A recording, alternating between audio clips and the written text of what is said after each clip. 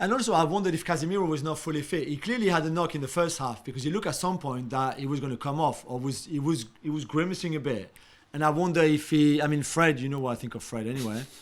And Weghorst. You're going to blame Fred for the first goal? No. I'm just saying. And Weghorst as an 8 in a game like, I know it worked away at Barcelona. I thought it took a lot of guts to do it in that game from kickoff. And it's not because it didn't lose because Weghorst plays as an 8 for 55 minutes. I just don't think he had it looked like maybe Casemiro was not completely. Can you explain to our listeners the logic of Weghorst in that position in principle? And I'm assuming it has to do, if you're playing with a team that has a deep lying playmaker, you've got a big body in and around him, pressing him, and so on. You shift Bruno, which means Bruno is versatile anyway, which means maybe there's a little more space, and it allows you to play, to use Rashford's pace behind. I'm assuming that's the logic. Exactly.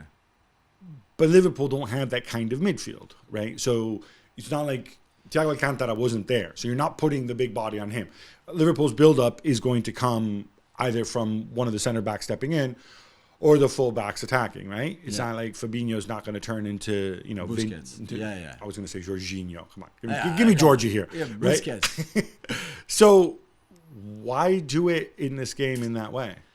I don't know. I think you're spot on in all the explanation. I think they clearly wanted Rashford centrally, and there's one chance in the first half where Weghorst plays it quick in behind, but Van Dijk, I think, catches up with Rashford. But that didn't work.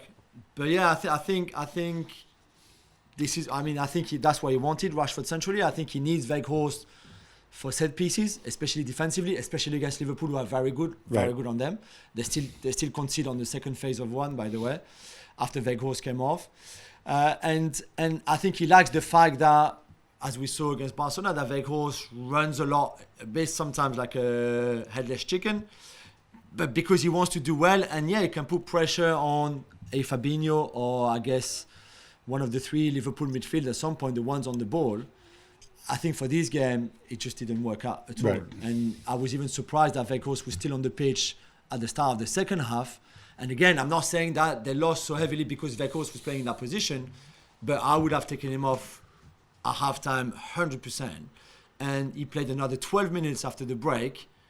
12 minutes after the break, and maybe that was 12 minutes too much. Well, you either take him off or you play him at centre forward, which is the position he's played most of his career, right? I mean, which would have been the more obvious thing, and then you bring Bruno inside. Because I think you also restrict Bruno by playing him wide like that on the left, and I think Bruno didn't have a good game at all, and that's not surprising. I mean, I'm assuming that was also partly let's worry Trent, having him on that side. Maybe, but Bruno is the kind of guy that Trent's recovery speed will always give him the edge over Bruno anyway, right? So, Thanks so much for watching ESPN on YouTube. And for more sports highlights and analysis, be sure to download the ESPN app. And for premium content and live streaming, subscribe to ESPN Plus.